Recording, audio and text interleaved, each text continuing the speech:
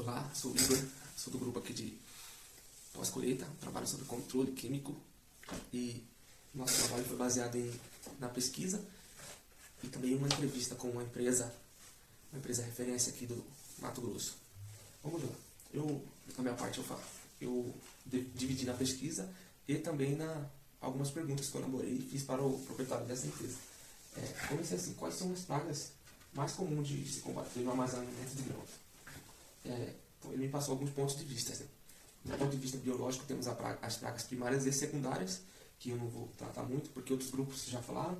Do ponto de vista comum, do nome comum, as traças e carunchos.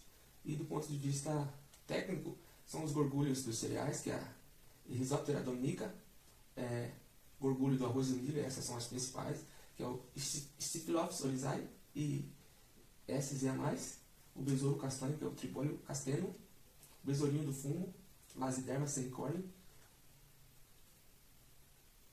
tem a Oryzea phylus surinensis, a Citorga cereala, a traça dos cereais. Essas são as principais. São os nomes meio difíceis porque são os nomes técnicos. Uma segunda pergunta que eu falei para o proprietário é quais são os produtos mais utilizados, mais antigos, para ele falar um pouco sobre o manejo químico em si.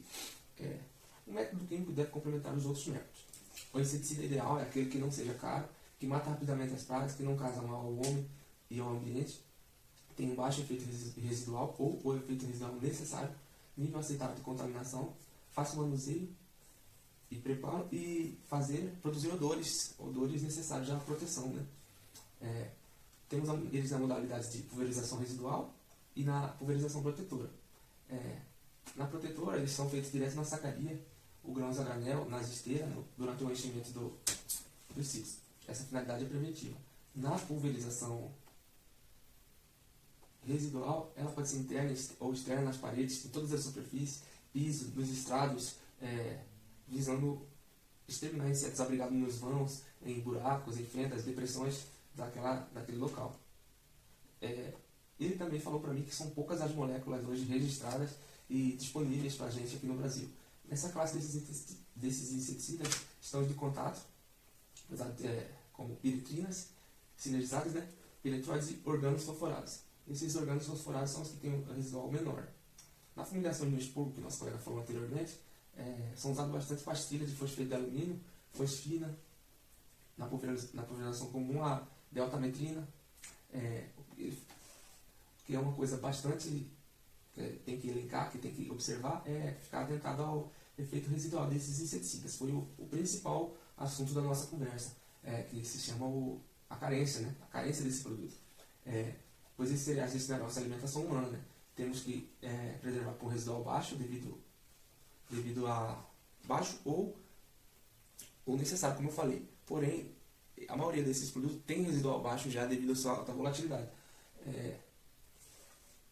Ele diz que tem produtos de carência de todo tipo, porém aqueles de 180 dias de carência ele já nem recomenda devido à inviabilidade. Porém, os de 45, de 15, de 30 dias, o que for, tem que respeitar em cima essa carência. Quais são os principais cuidados do armazém para reduzir a incidência? Primeiramente, respeitar as boas práticas, respeito total à carência, né, como eu já falei. Maior cuidado com os produtos da base, porque são os primeiros a entrar, os últimos a sair, os mais atacados. Se possível, um monitoramento semanal ou quinzenal, né, com suas amostragens corretas. Observar a certificação da unidade, logo em seguida fazer a profilaxia, depois um tratamento preventivo e um tratamento corretivo, se for necessário. As desvantagens do controle químico. Risco de toxicidade no local ou do operador. O controle ele não é permanente. Risco de explosões. Resistência dos insetos devido ao uso excessivo ou doses subcutâneas também, doses baixas. Custo dos inseticidas e equipamentos também. Essas são as desvantagens. Vantagens do controle químico. Manter a qualidade do grão, entrega padronizada, segurança alimentar.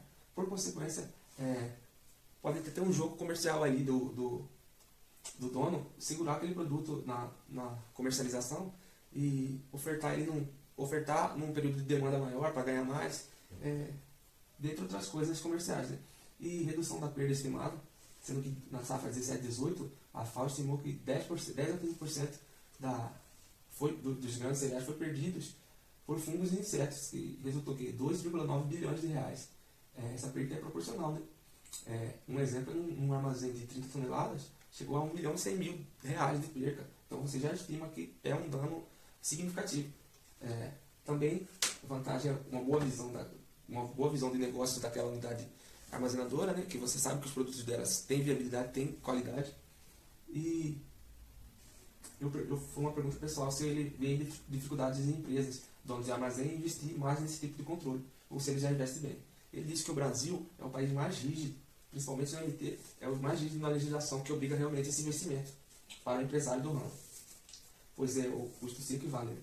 Outra pergunta foi: os valores dos produtos são impeditivos ou o custo-benefício se equipara? Não são impeditivos devido à força do agronegócio e o que eu falei lá atrás é essa legislação. Como é a fiscalização desse setor? No MT é rigorosa, feita pelo INDEA, obedecendo todos os requisitos. Logo, quando a comercialização entre estados,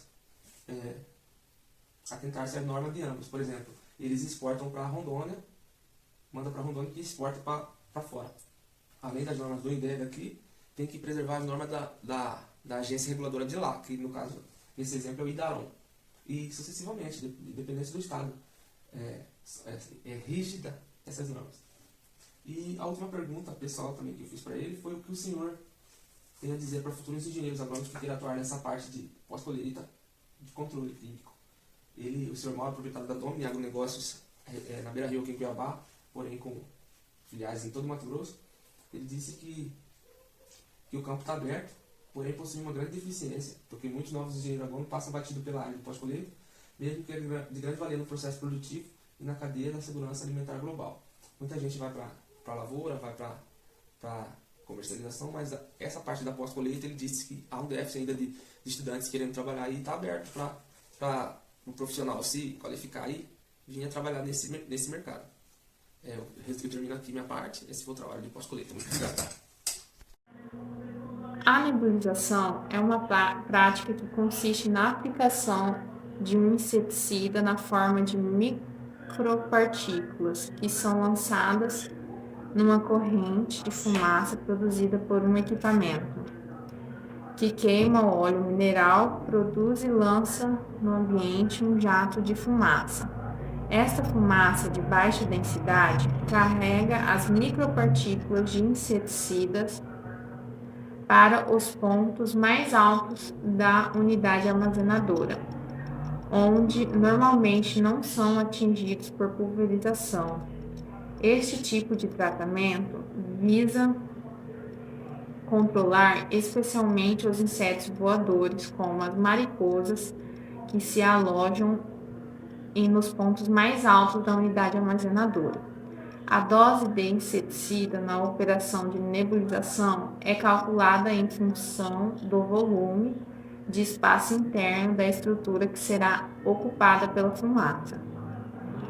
Tem alguns tipos de nebulizadores, como o nebulizador a frio, que converte o líquido em gotículas de volume muito baixo na faixa de tamanho de partículas de 22 microns, o nebulizador elétrico portátil, que permite o uso dos produtos à base de óleo e água, sendo ideais para o uso de nebulização de áreas industriais, comerciais e residenciais. Por serem leves e compactos, são mais utilizados em fazendas, estufas, armazéns, entre outros lugares.